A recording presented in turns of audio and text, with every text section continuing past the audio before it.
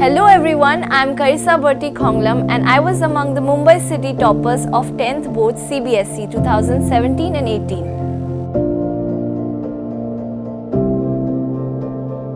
I personally think that I cannot say what mistakes students do, but I can definitely tell you what mistakes I had done. So first of all is the time management. Generally we think that we can complete the paper in 3 hours or well before 3 hours, but then it's not the case always. Sometimes the question paper can come at lengthy.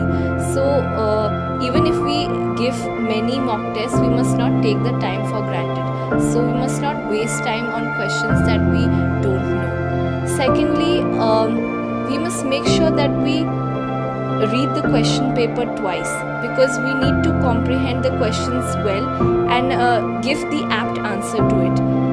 Third, sometimes we can also take the topics for granted, like these topics will not be asked, so we skip those topics.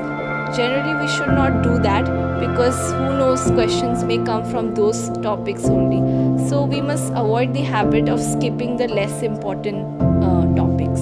Thank you guys for watching this. I hope you liked it, and all the best for your exams.